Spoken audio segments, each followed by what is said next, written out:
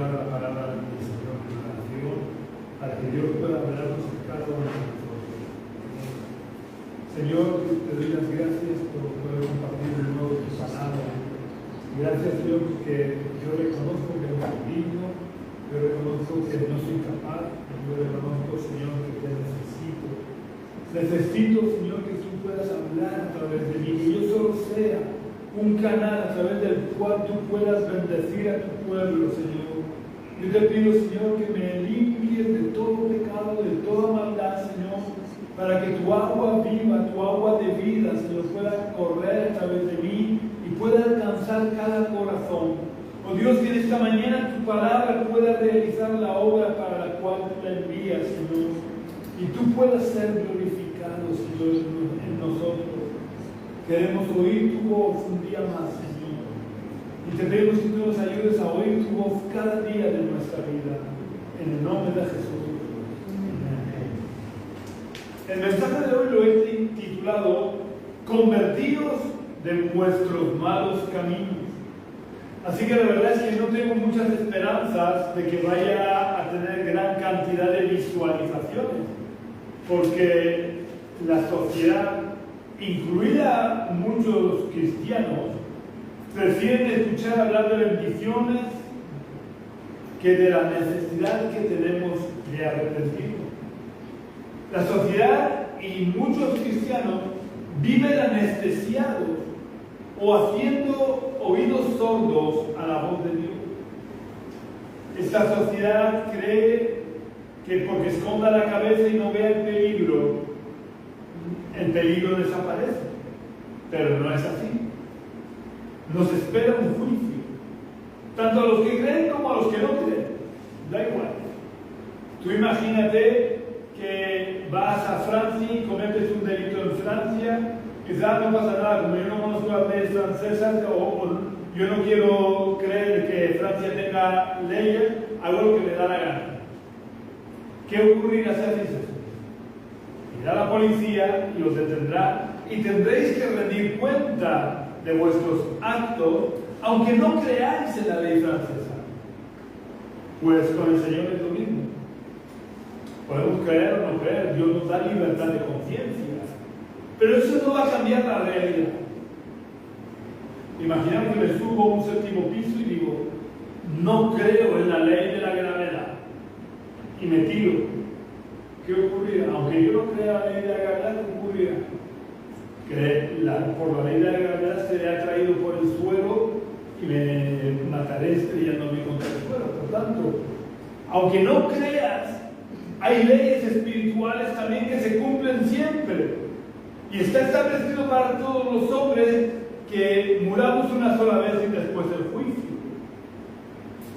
Pero cuando hablamos de estos temas, de la necesidad que tenemos de arrepentirnos, la gente prefiere no escuchar. No quiero saber lo que dice la Biblia. Prefiero vivir a mi aire. Pero llegará un día que se arrepentirá. Y quizás ese día sea demasiado tarde, de su arrepentimiento ya no valdrá para nada. Porque una vez que morimos, ya no hay nada que hacer. Nada puede cambiar ya la sentencia que pese sobre nosotros. Así que aunque la gente no quiera escuchar y no quiera ver, aunque tenga pocas visualizaciones, el culto que estamos emitiendo hoy, no me importa demasiado. Lógicamente preferiría que lo pudiera escuchar mucha gente y que mucha gente respondiera al llamado. Pero no me importa en el sentido de que yo tengo la obligación de predicar lo que Dios quiere que predique. Y para que los que me escucháis estéis bien avisados y tengáis claro la necesidad que tenemos de arrepentirnos.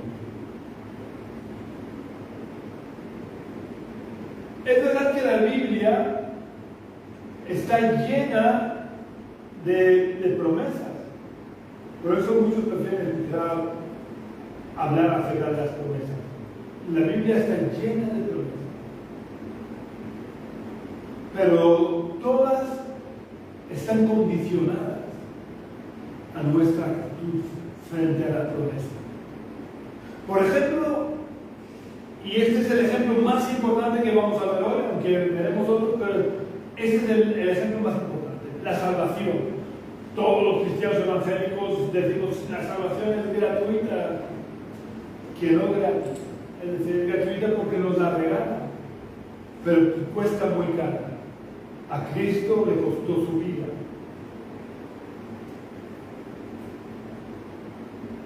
Pero está condicionada la salvación a algo.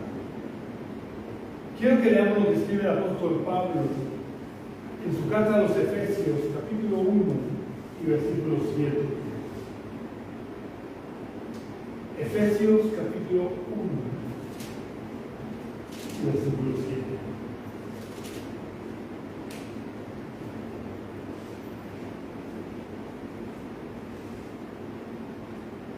Dice, en Él, es decir, en Jesús, tenemos redención por su sangre, el perdón de pecados, según la riqueza de su gloria. La redención era el pago que alguien tenía que dar al dueño de un esclavo para poder comprarlo. Y luego podía hacer con él con lo que hiciera, podía liberarlo, ¿no? Es decir, cuando dice que Jesús, que en Él tenemos redención por su sangre, quiere decir que Él pagó el precio para liberarnos a nosotros. El precio fue muy alto porque fue su sangre, fue el sacrificio en la cruz. Él estuvo dispuesto voluntariamente a pagar ese precio para nosotros liberarnos de la esclavitud y de la condenación eterna. Este pago lo obtenemos por su gracia. No merecíamos que Él hubiera pagado el precio. Pero esto tenemos que ir con cuidado porque podría llevarnos al error de que todo el mundo será salvo porque Él pagó el precio para la salvación del mundo. Pero para que se haga efectiva la promesa de salvación en nuestra vida, ¿hay algún condicionante? ¿Creéis que hay algún condicionante para que esa redención se haga efectiva personalmente en cada uno de nosotros? Vamos a verlo. Jesús, que es quien efectuó el pago y quien pone las condiciones. Si yo te voy a dar dinero, yo pongo las condiciones para darte el dinero. Si no cumples esas condiciones, no te las doy. Pues Jesús, que es nuestra redención, que pagó el precio para liberarnos, dice en Marcos capítulo 16, versículo 16, el que crea y sea bautizado será salvo, pero el que no crea será condenado. Es decir, va a ser la redención efectiva en todas las personas de la humanidad. En este versículo Jesús no dejó ningún lugar a la duda. Que haga efectivo en la vida de una persona y la persona pueda experimentar la libertad del pecado y por tanto pueda escapar de la condenación eterna, es imprescindible que esa persona crea y sea bautizada. Por tanto, aunque la promesa es para todos, porque en Él todos podemos tener la redención en su sangre y el perdón de nuestros pecados por pura gracia, esa gracia actuará en nosotros solo. Vamos a ver otro ejemplo de que las promesas de Dios están condicionadas por nuestras actitudes hacia Dios. Vamos a leer uno de los versículos del Antiguo Testamento que considero más importantes, porque muestran claramente el propósito de Dios para nuestras vidas, aunque esté en el Antiguo Testamento. Y muestra también su amor por nosotros y la necesidad de convertirnos de verdad a Dios.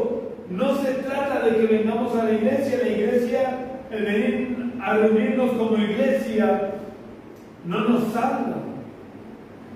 Nos salva nuestra actitud frente a las promesas de Dios. Y nosotros aquí nos congregamos porque estamos agradecidos a Dios y que nos gusta estar juntos en la presencia de Dios. Como en la vida natural me gusta estar junto con mis hijos, con mi hija y mis nietos, porque me gusta estar en familia. Pues un hombre, Él estaría en medio. Y por tanto nosotros como sus hijos venimos a estar juntos en familia con nuestro Padre.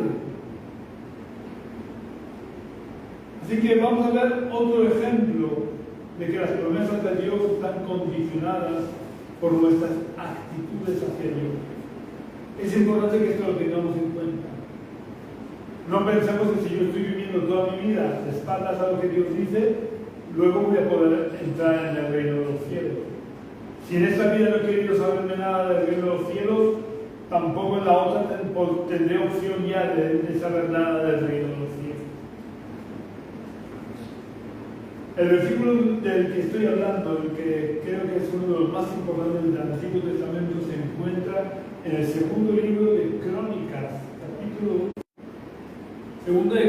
capítulo 7, versículo 14, dice: si se humilla mi pueblo, sobre el cual mi nombre es invocado, y oran y buscan mi rostro, y se convierten de sus malos caminos, entonces yo oiré desde los cielos, perdonaré sus pecados y sanaré su tierra.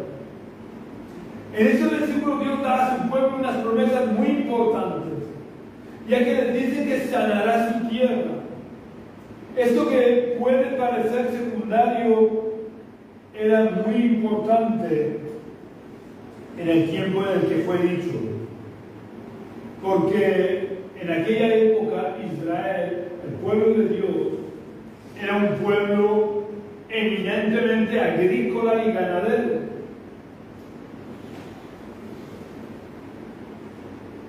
Y aunque hoy en día podemos alimentar el ganado con piensos creados por el hombre, en aquella época no existían los piensos. O había hierba, pasto en la tierra, o el ganado moría.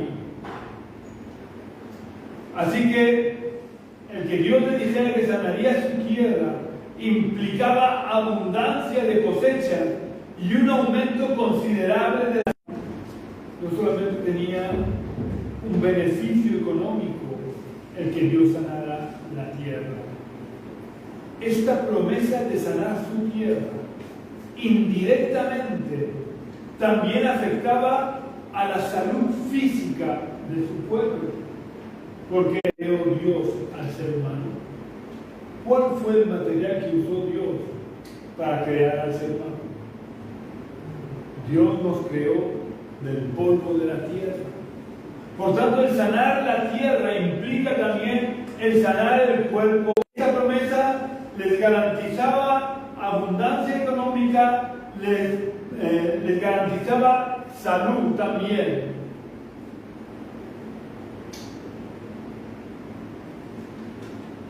Y la segunda parte de la promesa es quizás la más importante, que dice que Dios perdonará sus pecados, lo cual es muchísimo más importante porque tiene una trascendencia eterna. El que Dios perdone el pecado de su pueblo tenía una trascendencia eterna en cuanto a la salvación eterna, pero también tenía una trascendencia en ese momento. Si miráis un mapa de Israel, os daréis cuenta que Israel es una pequeña nación rodeada de enemigos. De hecho, el lema que repiten los palestinos, por ejemplo, es desde el río, quieren ser ellos los dueños de la tierra. Pero esto no es de ahora. Esto que tanto hablan ahora de la guerra de Palestina Israel, desde que existe como nación, desde 1948, y si nos remontamos al Israel antiguo, le ocurría lo mismo. Es una nación rodeada de enemigos. Por tanto, necesitaba la presencia de Dios cuando tenían que ir a la guerra. Porque cuando Israel vivía en pecado, se volvían traslucidos, se arrepentía y buscaba a Dios. Entonces Dios peleaba sus batallas y los libraba de sus enemigos. Por tanto, era muy importante para el pueblo de Israel obtener el perdón de los pecados, porque les garantizaba la victoria sobre sus enemigos físicos y les garantizaba también la vida eterna. Hay algo que debemos tener claro, y fue así desde Adán, y sigue siendo así hasta nuestro tiempo, y es que los pecados nos impiden tener relación con Dios y entrar en el reino de los cielos. Nuestros pecados nos separan de Dios porque Dios es santo, habita en santidad y no puede tener comunión con el pecado. Él dice, seguid la paz con todos y la santidad, sin la cual nadie verá al Señor. Es importante seguir la paz, pero eso no nos impide. Dice, sin la cual. Si tanto la paz como la santidad fueran importantes para entrar en la presencia de Dios, diría, sin las cuales. Pero dice, sin la cual, lo cual hace referencia a la última palabra, que es santidad. La santidad la necesitamos para poder entrar en la presencia del Señor. Por eso este mensaje lo he titulado Convertidos de vuestros malos caminos. Porque necesitamos abandonar el pecado, necesitamos renunciar a toda forma de pecado, ya sea pecados grandes y aparentes, como pecados pequeños a los que no les damos importancia. Vamos a ver a continuación cómo el convertirnos es un requisito imprescindible para que Dios perdone nuestros pecados y sane nuestra tierra. Dios no es un juez justiciero o vengativo al que le guste castigar y condenar. Es un Dios vengativo y justiciero. Él nos sana, pero deja muy claras las condiciones necesarias para obtener su perdón. Eso es lo mismo, una mujer que acaba de fregar el suelo y ve que alguien viene con los zapatos llenos de barro, le dice, por favor, antes de entrar, límpiate esos zapatos. Porque acaba de limpiar. El suelo está limpio. Pues el reino de los cielos habita en santidad. El reino de los cielos es santo. Todo en él es santidad. Por tanto, el pecado no puede entrar. Y para que no tengamos pecado, necesitamos convertirnos de nuestros malos caminos. Y vamos a ver las condiciones o los condicionantes que pone Dios para obtener su promesa de perdón de los pecados y de la sanidad de la tierra. Dios empieza diciendo, si se humilla mi pueblo, sobre el cual mi nombre es invocado. No es suficiente con invocar el nombre de Dios. Hay muchos que tienen a Dios en su boca. Eso no es suficiente. Es verdad que Dios a través del profeta Jeremías dice, clama a mí, yo te responderé. Pero para que esa promesa se cumpla, en primer lugar tenemos que habernos humillado ante Dios. Y si Dios le dice directamente a Jeremías, clama a mí y yo te responderé, es porque Jeremías desde el principio de su ministerio, desde el principio de su llamamiento como profeta, había demostrado su humildad. No tenéis más que leer el primer capítulo del libro de Jeremías, donde se relata el llamamiento de Dios al profeta Jeremías, para ver que Jeremías era una persona humilde, no pretendía ser alguien famoso, alguien importante. El motivo por el que debemos humillarnos antes de invocar el nombre de Dios lo explica el rey David en el Salmo 138 y versículo 6.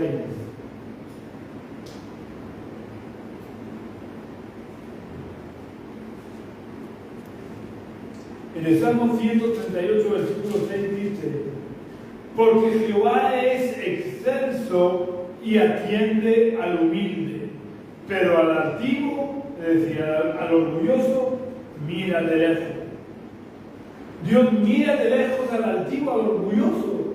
Por lo que el primer requisito para poder acercarnos a Dios e invocar su nombre y que Dios nos escuche, el primer requisito es la humildad. Por lo que si no nos humillamos ante Dios, no sirve de nada que pasemos horas y horas orando, porque nuestras oraciones no pasarán del techo.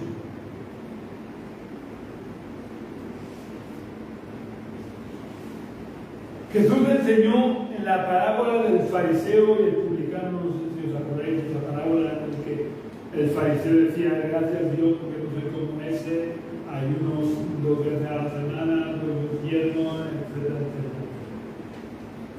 Jesús con esta parábola enseñó que el publicano fue oído por Dios a pesar de sus muchos pecados, porque se había humillado ante Dios. Él lo único que decía: Dios se propicia a mí que soy pecador.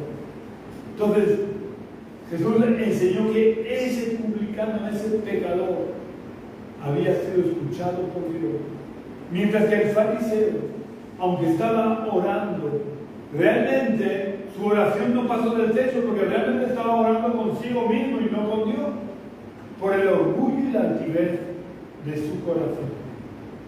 Estos dos requisitos para obtener las promesas de Dios tienen siempre que ir unidos. Humillarnos ante Dios e invocar su nombre de nada sirve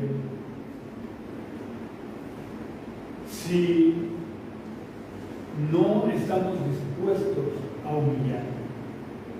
Pero tampoco sirve que nos humillemos si no clamamos a Dios. Porque Dios dice: clama a mí y yo te responderé.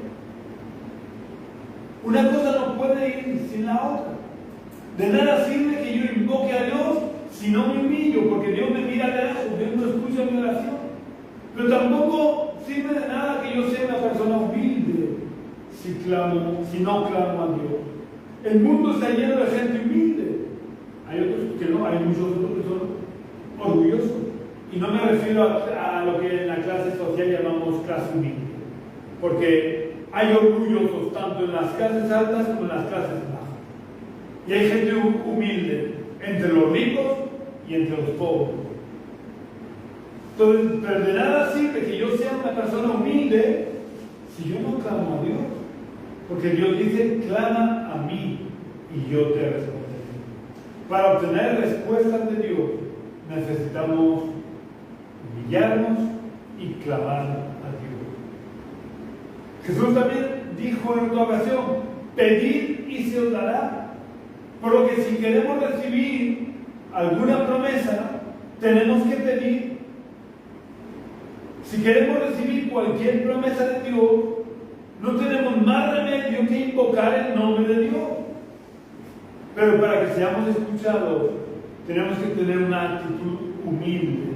Porque como dijo David, Dios altivo mira de lejos. Otros dos requisitos que debemos cumplir si queremos que la promesa de Dios se cumpla en nosotros, de sanar nuestra tierra y perdonar nuestros pecados, es: y oran y buscan mi rostro. Quiero que meditemos en estos dos requisitos juntos, porque son también dos requisitos que deben ir juntos. Ya que si oramos sin buscar el rostro de Dios, nuestra oración se convierte más en un rezo que no sirve de nada. La oración sin búsqueda del rostro de de Dios es como si nuestros hijos solo se acercaran a nosotros para pedirnos algo, pero nunca quisieran tener relación con nosotros. ¿Cómo sentiríais si vuestros hijos se acordaran de vosotros solo para pediros y nunca se acordaran de, no sé, de vuestro cumpleaños, de vuestras necesidades, si estáis enfermos, pasaran siempre de vosotros y solo acudieran a vosotros a pediros? ¿Cómo sentiríais? Por eso la oración, sin buscar el rostro de Dios, no puede ser escuchada. Porque Dios quiere que lo anhelemos celosamente, Dios quiere que lo busquemos, Dios quiere que tengamos una relación íntima y personal.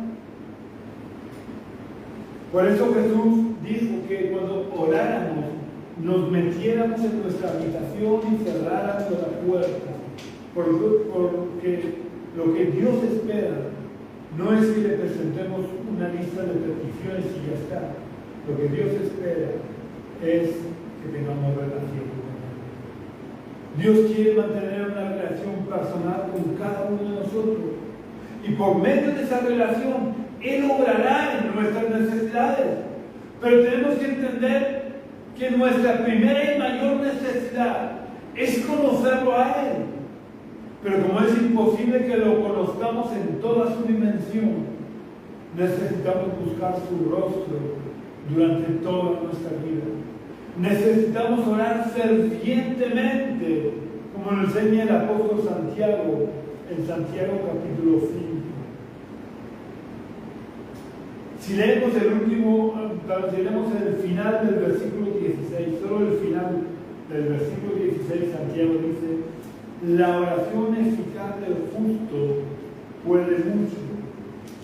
Y a continuación pone un ejemplo para que entendamos cuál es la oración eficaz. Así que vamos a leer el ejemplo que cita Santiago para que podamos entender mejor lo que es una oración eficaz. Vamos a leer en Santiago capítulo 5, vamos a leer los versículos 17 y 18.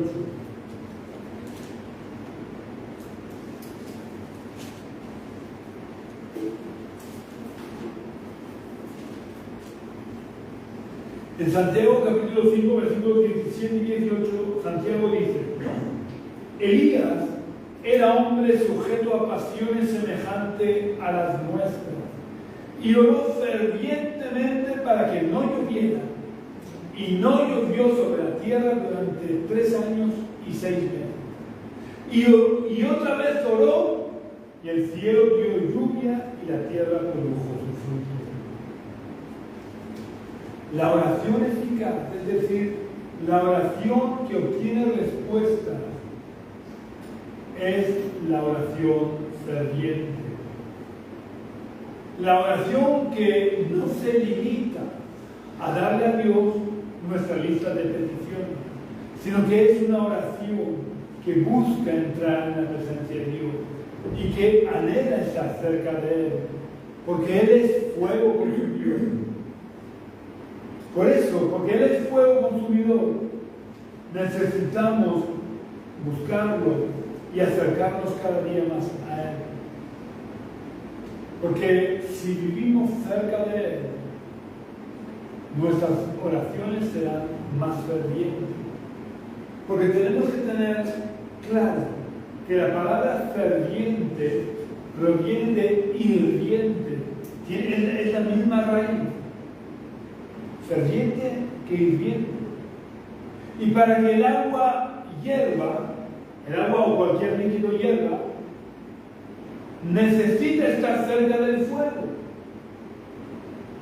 Por lo que cuanto más cerca estemos de Dios, que es fuego consumidor, más hirviente o ferviente será nuestra oración. Por eso no es suficiente con orar. Necesitamos buscar el rostro de Dios a través de nuestras oraciones y a través de la meditación de la palabra de Dios, porque Dios se ha revelado en su palabra, por lo que conocer bien su palabra nos ayuda a conocerlo mejor a Él. Pero, ¿cuál es el principal o mayor deseo de Dios para nosotros. El último de los requisitos que Dios pone para que podamos recibir sus promesas es como un resumen o un compendio de todos los anteriores requisitos. Dios dice: se convierten de sus malos caminos.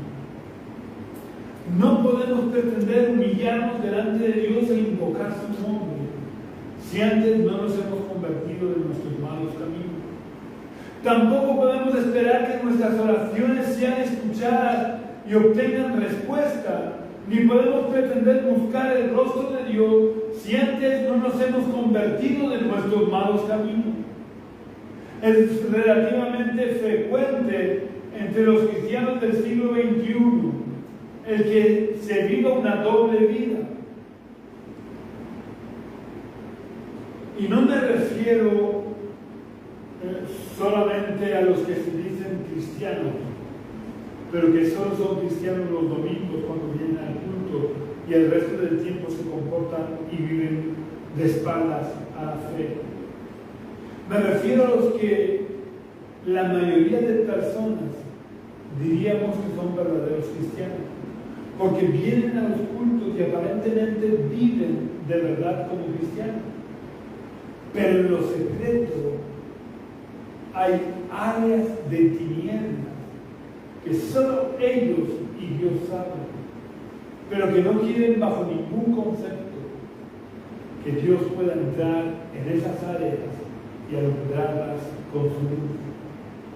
Por ejemplo, me refiero a los cristianos que parecen buenos cristianos, que se comportan, que hablan, que tratan a la gente como buenos cristianos, pero cuando están solos, en lo secreto, por ejemplo, consumen pornografía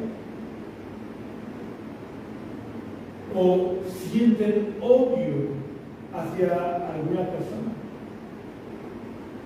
Es verdad que han podido ser gravemente dañados, pero eso no nos da derecho a odiar. Dios tendría mucho más derecho que nosotros a odiarnos por nuestros pecados, pero Él nos amó y entregó a su Hijo en la cruz. Dios quiere que todos los que le han entregado su corazón y todos los que llevan una doble vida, tanto los que viven abiertamente como los que viven, tales buenos cristianos, pero tienen áreas de tinieblas en su vida, Dios quiere que todos nos convirtamos de nuestros malos caminos, porque solo a través de la conversión podemos obtener las promesas de Dios. Dios hace un llamamiento a la conversión, un nuevo llamamiento a la conversión de su pueblo en el libro de Ezequiel, capítulo 18 y versículo 32, donde Dios dice: porque yo no quiero la muerte del impío. No, perdón, porque yo no quiero la muerte del que muere, dice Jehová, el Señor. Convertíos pues y viviréis. ¿Queremos vivir? Tenemos que convertir. Dios no quiere la muerte del impío. Dios no quiere la muerte, la condenación de todos aquellos que están caminando hacia el infierno. Dios no quisiera que nadie tuviera que ir al infierno, y mucho menos aquellos que en algún momento le entregaron su corazón. Por eso Dios hace este llamado a la conversión. Convertíos, pues, y viviréis. Pero, ¿qué significa la conversión? La conversión no es hacer simplemente una oración recibiendo a Jesús en el corazón y ya está. La conversión comienza con un reconocimiento de nuestra condición de pecadores. Necesitamos reconocer nuestro pecado, aun aquellos que nos parecen insignificantes. Y necesitamos aceptar el regalo de la salvación que Dios nos ofrece a través del sacrificio que Cristo hizo en la cruz. Pero tenemos que reconocer nuestros pecados. Incluso los que somos o tratamos de ser buenos cristianos, porque todos cometemos pecado. Y todos necesitamos reconocer nuestros pecados. No podemos vivir de espaldas a esa realidad de que seguimos cometiendo pecados y que por tanto seguimos necesitando reconocer nuestros pecados y no tratar de ocultárselos a Dios viviendo como si no pasara nada. Porque a Dios nuestros pecados, por pequeños que sean, no le pasan desapercibidos. Tenemos el ejemplo del rey David, que después de cometer adulterio y asesinato, siguió viviendo como si no hubiera hecho nada malo, porque nadie lo sabía, excepto él, Betsabé y su general que leyó la carta que él había escrito. Por tanto, aparte de Betsabé, Joab, que era su general, y él, nadie sabía de los pecados tan graves que había cometido. Y él pretendió vivir como si no hubiera pasado nada. Pero pasados 2 años, Dios tuvo paciencia. Pasados 2 años, Dios le envió al profeta Natán para hacerle saber que su pecado no había pasado desapercibido y que su pecado tenía consecuencias. Y es que necesitamos ser conscientes de que ningún pecado, por pequeño e insignificante que nos parezca a nosotros, pasa desapercibido para Dios. Por eso es fundamental que reconozcamos nuestros pecados lo antes posible. Y una vez hemos reconocido nuestros pecados, tenemos que arrepentirnos de verdad de nuestros pecados. Ya sea que estemos viviendo abiertamente de espaldas a la voluntad de Dios, o ya sea que aparentemente seamos buenos cristianos, pero que tengamos áreas de tinieblas en nuestras vidas. Si no hay arrepentimiento de nuestros pecados, no podemos obtener el perdón de los pecados. Y si nuestros pecados no son perdonados, no podemos experimentar el gozo de ir a la presencia de Dios cuando nos llegue el momento de rendir cuentas a Dios de nuestra vida. Porque Dios nos dio la vida en calidad de mayordomo.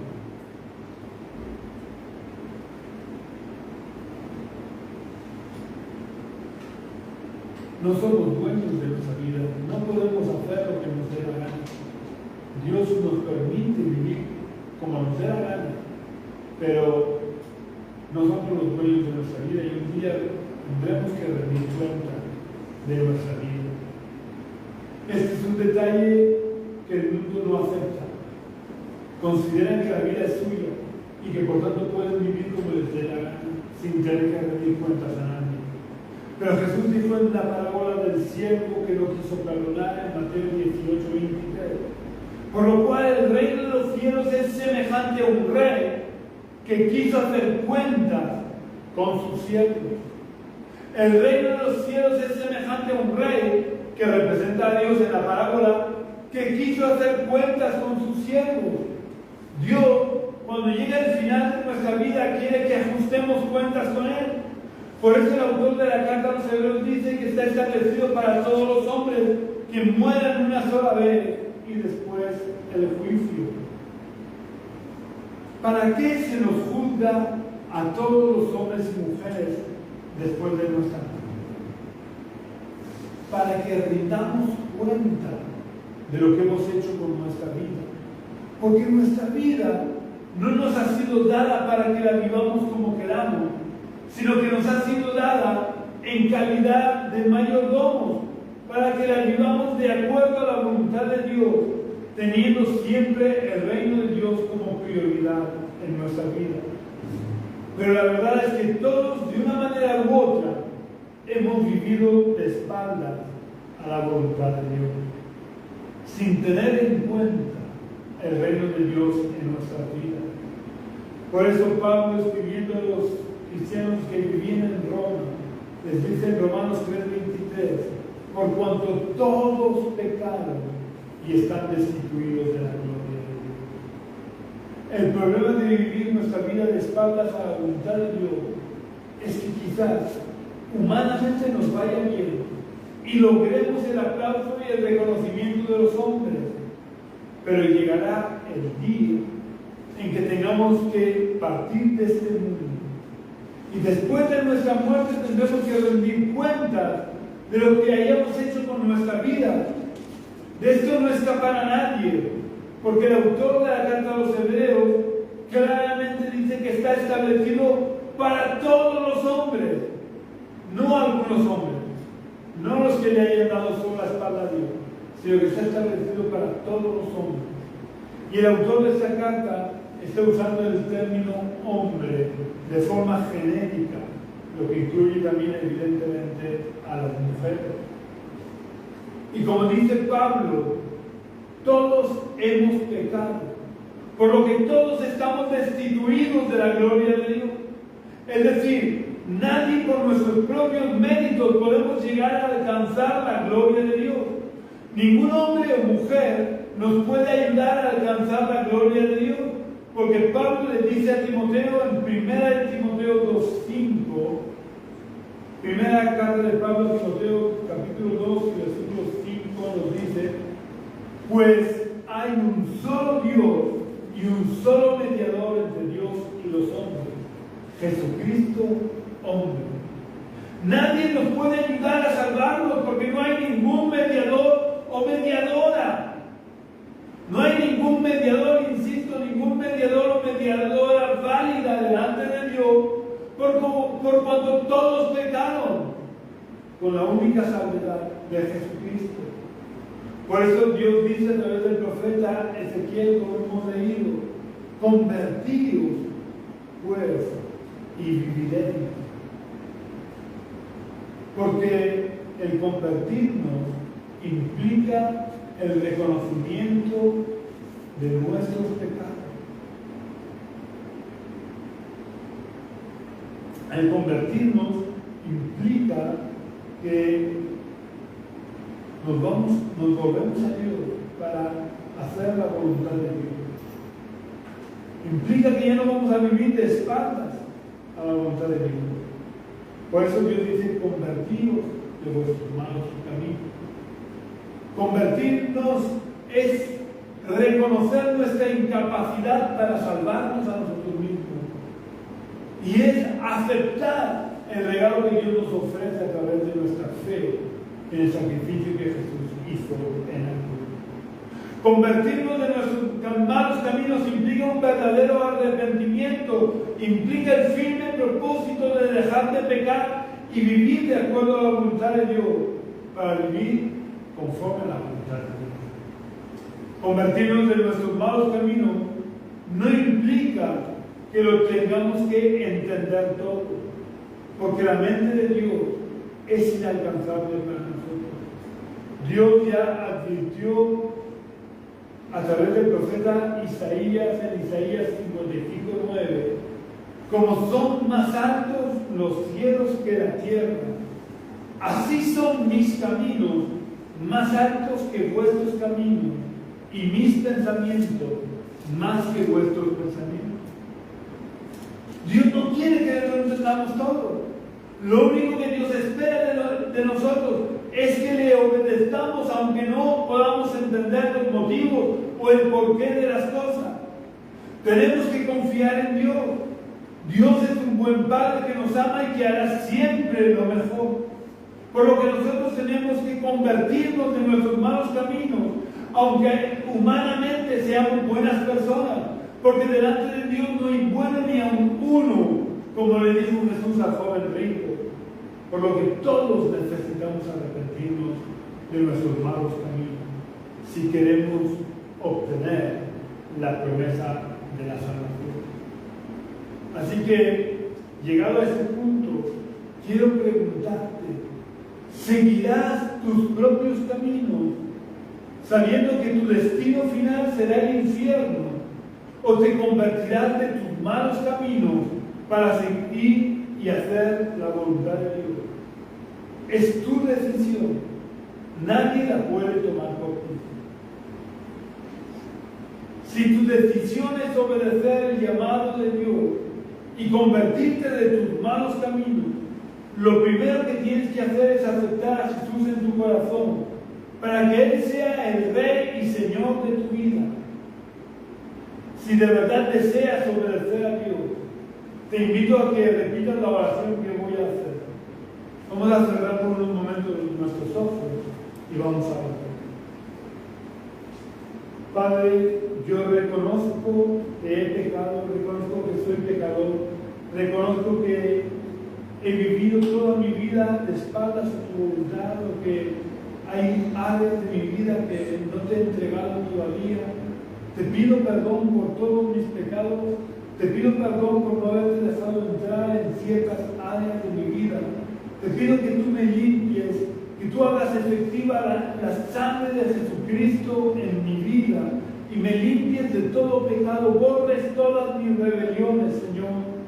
Te pido, Señor Jesús, que tú entres en mi corazón, te abro las puertas de mi corazón, no solo para que entres, sino para que te sientes en el trono de mi vida. Yo quiero que tú reines en mi corazón, desde hoy y para siempre. Amén. Si has hecho la oración, no dejes de buscar, como te digo siempre, una iglesia donde se predique de verdad la palabra de Dios y no tradiciones humanas. Y te unes a ellos, porque todos somos miembros de un cuerpo, todos formamos un solo cuerpo, la iglesia, y los miembros del cuerpo no pueden vivir aislados, separados del cuerpo. Y si no has hecho la oración, aún estás a tiempo. Mientras haya aliento en ti, tienes la oportunidad, pero no juegues con Dios, porque no sabes cuándo será tu última oportunidad. Si no has hecho la oración, yo te recomiendo que la hagas ahora. También quiero pedirte que compartas este culto en tus redes sociales para poder extender el mensaje del Evangelio. Y ya sabéis que si queréis contactar con nosotros o visitarnos, podéis venir y compartir el culto de forma presencial. No hay nada como estar presente en el culto. Podéis venir a la calle Río Júcar, número 19 bajo, del barrio de los Dolores de Cartagena. Nuestras reuniones presenciales los domingos a las 11 de la mañana. Si queréis venir, seréis muy bienvenidos, aunque este domingo próximo, por motivos personales, no tendremos culto presencial. Aquí podréis venir a compartir con nosotros el culto presencial el domingo 17 de agosto. El domingo que viene, de todas maneras, en esta misma página de Facebook, pondré el enlace al culto donde nosotros estaremos presentes. Si desean visitarnos y compartir con nosotros el culto presencial, insisto, el domingo 17 de agosto a las 11 de la mañana. Serás muy bienvenido. También